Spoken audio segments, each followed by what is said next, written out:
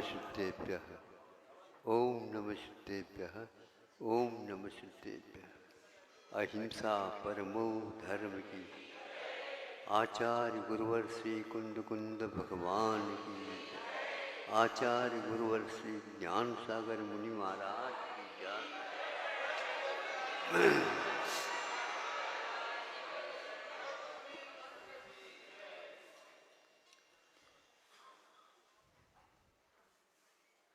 सिद्धों के लिए सब जगह ये लिखा गया जाता है कि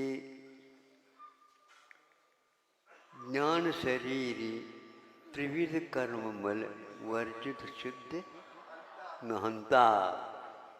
बहुत दिन के बाद याद आ गया। ये दौलत राम जी की पंक्ति है, छड़ाला की पंक्ति है। छठी डाल ज्ञान ही जिनका शरीर है और बाकी सब शरीर समाप्त हो गए। तो कैसे हो गए इसको बताया जा रहा। तो कर्म जो है द्रव्य कर्म होते हैं, भाव कर्म होते हैं और शरीर आदि 9 कर्म भी होते हैं। ये 3 प्रकार के मल होते हैं। इनका नाश होना अनिवार्य है। अब देखो सर्वप्रथम हम घाती कर्मों के नाश करते हैं। उस समय क्षपक राज, श्रवण राज क्या कर रहे हैं? द्वितीय शुक्ल ध्यान को उन्होंने प्रारंभ किया है ना। द्वितीय शुक्ल ध्यान। तो द्वितीय शुक्ल ध्यान क्या काम करता है? तो 12वें गुणस्थानी में मुख्य रूप से उसको वह प्रारंभ करता है। ध्यान तो एकाग्र चिंता निरुद्ध ध्यान में, ये तो आप लोगों को ज्ञात है। जो ही ध्यान प्रारंभ कर दिया, आज तक इस प्रकार का ध्यान किया ही नहीं था। आर ध्यान रौद्र ध्यान अलग है और ये ध्यान अलग है। यह आर ध्यान रौद्र ध्यान हमेशा संसार के कारण पूरे मोक्ष हेतु अपरे संसार से हेतु ये कहा। तो जो ही यह द्वितीय शुक्ल ध्यान प्रारंभ कर देता है, प्रथम समय में ही अपने अवतारिक शरीर में अनंत जो निगूढ़ जीव हैं, उनमें से अनंतवां भाग निकाल करके फेंक देता है। मतलब अपने आप ही वो निष्कासित हो जाते हैं। इस प्रकार यह क्रम अंतर मुहूर्त में असंख्यात बार ये क्रम रखता है। किंतु ये क्रम में अंतर ये आता है, जो पूर्व में उसने अनंत जीवों को निकाला था, उससे अनंत गुना दूसरे समय में निकालता है, उससे अनंत गुना तीसरे समय में निकलता। इस प्रकार असंख्यात समय का अर्थ होता है एक प्रकार से असंख्यात प्रदेश जैसे लोकाकाश में है, उतनी गुणे वह निकाल देता, तब कहीं जाकर के घाते कर्मों का नाश कर जाता है। नियोदिया जीवों का निकाल करके अपने शरीर से बाहर प्रक्रिया क्या है? इसका नाम ध्यान है। तो हिंसा है। आचार्य कहते हैं यह एक प्रकार से क्षाय श्रमिक भाव की बात, शरीर का परिणाम ऐसा ही होता है। 12वें गुणस्थान तक क्षाय श्रमिक भाव चलता है। फिर इसके उपरांत कवलाहार का नाश भी हो जाता है। भोजन की कोई आवश्यकता अब नहीं रही और यह शरीर क्या हुआ? त्रिविध कर्ममल। तो कौन सा शरीर का अभाव हो गया? अभाव तो हुआ ही नहीं, जो का त्यों बना है शरीर। नहीं, परम औदारिक शरीर का लाभ होता है और औदारिक शरीर का अभाव हो जाता, जिसमें अनंत निगोदियों का वास है। आप लोग कहते हैं मैं हूं ना, काय के लिए हूँ? निगोद राशि जीवों को रखने के लिए। इसलिए आप भी अनंत कायिक शुद्ध होते हैं। सुन रहा है? हाँ, प्रत्येक शरीर तो है ही अपना, और इस प्रकार उसमें अनंत कायिक आप भी है। ये केंद्र ही अनंत कायिक है ऐसा नहीं। आज तो अनंत कायिक आप भी है महाराज, आप भी है, सभी हैं। यहाँ पर कोई भी बेटा है तो वह पूरे पूरे अनंत कायिक है। इसलिए अब किसके लिए रक्षा करेंगे? स्वयं की भी रक्षा करो और दूसरे की भी रक्षा करो। नहीं है तो अनंत कायिक जीवों के हनन के लिए आप कारण बन सकते हैं और बनते चले जाते हैं। यह आपको किराए का मकान मिला है, आपका नहीं है। आप जैसे इसका स्वामी है उसी प्रकार अनंत जीव इसके स्वामी हैं। इसलिए एक स्थान पर यह भी उल्लेख किया है, कोई भी व्यक्ति उपवास करता है तो उस उपवास के दिन में भी जो मशीन तो यंत्र तो चलता रहता है।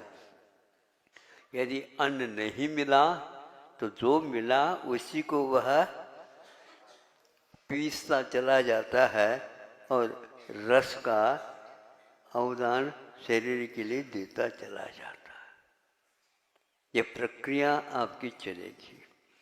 इसलिए भत्ते वा खमने वा, चाहे भोजन हो चाहे उपवास हो, भोजन में भी इसी प्रकार की प्रक्रिया। पूर्व के जीव अनंत समाप्त हो जाते हैं, नए सिरे से भोजन करते हैं।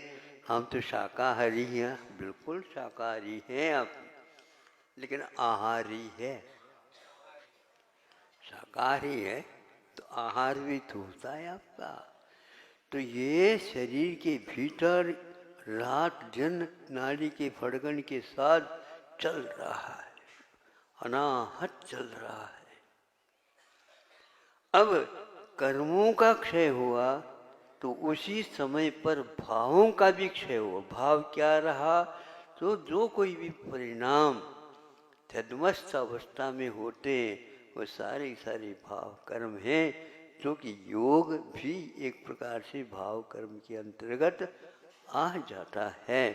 क्योंकि जिसके द्वारा बंद होता है ज्ञानावरणादि का 8 कर्म, और राग द्वेषाधिक, राग द्वेष आदिक कहा, आदिक में योग को भी स्वीकार कर लेना चाहिए। तो क्योंकि उसके द्वारा भी बंद होता है। ये 2 हो गए। अब 9 कर्म तो शरीर था वो परम औदारिक बना, मतलब जो कुछ भी उसमें निगोदियाओं का आवास था वह अब निर्मूल हो गया है। कौन से जीवों में निगोदियाओं का वास नहीं रहता है? तो आगम में तो आप पढ़ते ही हैं, पढ़ाई ही है।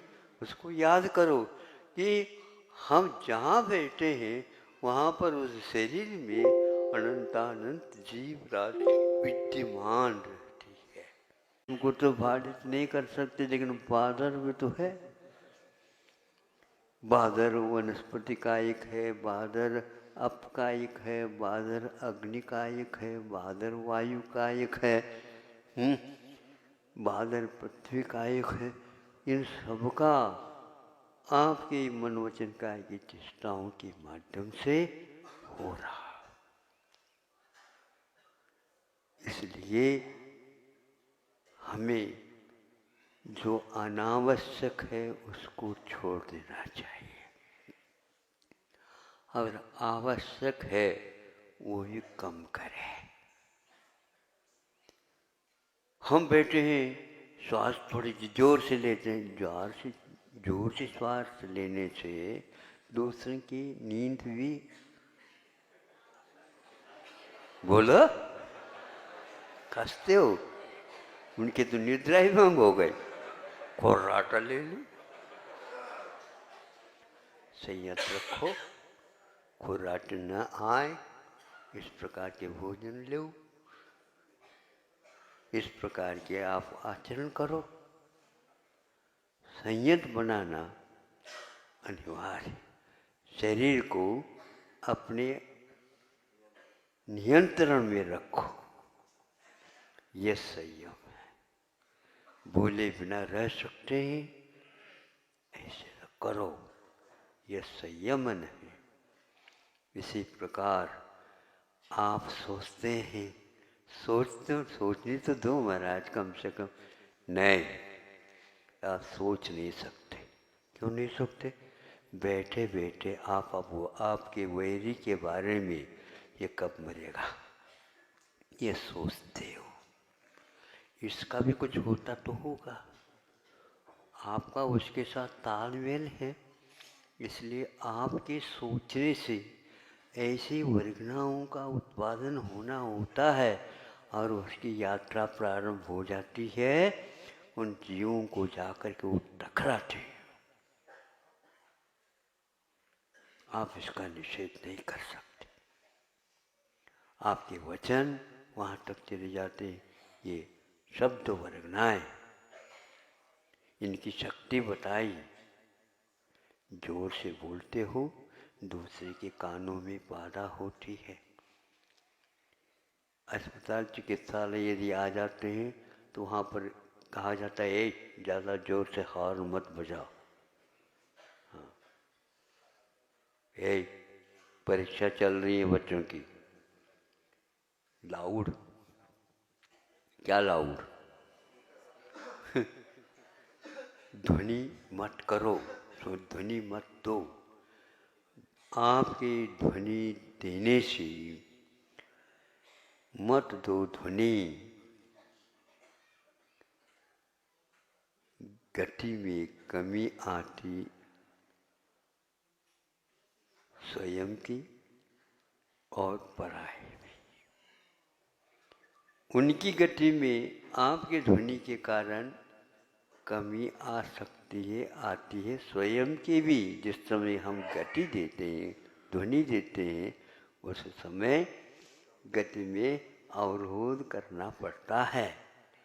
ये सारी स्थितियाँ हमारे परोक्ष में जैसे हो रहे हैं, किंतु याद करने से शास्त्रीय आधार पर ये ज्ञात होता है कि हम चुप बैठ करके एक भी क्रिया नहीं कर पा रहे। पश्चाताप होना चाहिए। यह हमारे वजह से हो रहा, ये प्रायोगिक है, पुरुषार्थ जन्य है। इसके लिए हमने अपने पुरुषार्थ किया है। श्वास यदि नहीं लेते हैं, घुटन पैदा हो जाता है, और इधर श्वास लेते हैं, उस स्थान में क्या क्या हलचली होती है हमें याद नहीं होती। ऐसे ही शांत चित्त हो करके मन, वचन और काय के ऊपर संयम रखते हुए वे मुनि महाराज बैठते हैं तो आपे को भूल जाते हैं। अपने आप को गुणमय रखना बड़ा कठिन संयम है। अवगुण तो आ ही जाते, आने का उनका उपक्रम रुकता ही नहीं। श्वास ले रहे हैं, इसके लिए पुरुषार्थ मूलक मूलाचार में कहा गया, पंचविंदी मुंडा, वच मुंडा, हथ पाद तनु मुंडा, मन मुंडे ने सैया, 10 मुंडा वंदिया सभी। कम से कम मन का मुंडन तो कर लो। केश रूच करना अलग वस्तु और मन का मुंडन करना अलग वस्तु। आप यदि मन का नियंत्रण स्वयं नहीं रख सकते हो तो वर्गनाएं जो ग्रहण होती हैं वो आपके वैर तक जा करके टकरा देते हैं। जैसे कई लोग कहते हैं ना मूठ वगैरह चलाते हैं, मूठ चलाते हैं। पहले नहीं जानता था मैं मूठ क्या है, वही मुट्ठी समझता था। क्या तो हो गया, मूठ चलाने के उपरांत उसकी जिसके ऊपर चलाया उसकी स्थिति ऐसी हो जाती है, कैसी हो जाती है, मरना सन्न हो जाता है, और कई उसमें मर भी जाते हैं। आपका मन खेल नहीं है, सबसे ज़्यादा पावरफुल है इन तीनों चेष्टाओं में। इसलिए किसी के प्रति भी आप ऐसा भाव मत करो जिसके द्वारा उसको, और उससे कई गुना निकाचित कर्मों का बंध होकर के आपको भी उसके द्वारा तकलीफ दिया जाएगा। इस प्रकार परस्पर उपग्रहो नहीं, परस्पर उपद्रव जीवाना हो रहा। यह असंयम मार्गना है। ऊपर संकल्प मात्र लेने से कुछ नहीं होता, किंतु भीतर से ये सारी आयाम दूर होना चाहिए। इसलिए तीन मूलों से रहित होने के लिए जो साधना करते हैं वे धन्यवाद के पात्र तो है, लेकिन हमारे आदर्श हैं। हे भगवान, हमें भी इस प्रकार की क्षमता आ जाए, किंतु हम क्षमता है उसका दुरुपयोग करते हैं, उसको पहले हम छोड़ें, संयत बने। संयत बनने के उपरांत भी संयत है क्या नहीं ये फिर देखें। जैसे दर्पण में आप देखते हो, उसी प्रकार अपने मार्गनाओं में, अपने संयम साधनों में अपने चित्त को लगाओ। बैठे बैठे इधर उधर खुरापाती होते, वो तो बहुत मान खुरापाती है, वो कहता है तुम भी तो कम थोड़ी हमसे। हाँ, खुरापाती का क्या होता है? खुराओं को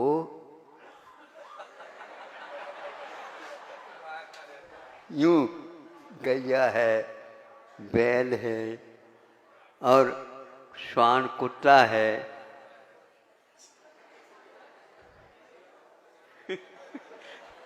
खोलता रहता है, गुस्सा आता है, ये समुद्र घाट की प्रक्रिया है।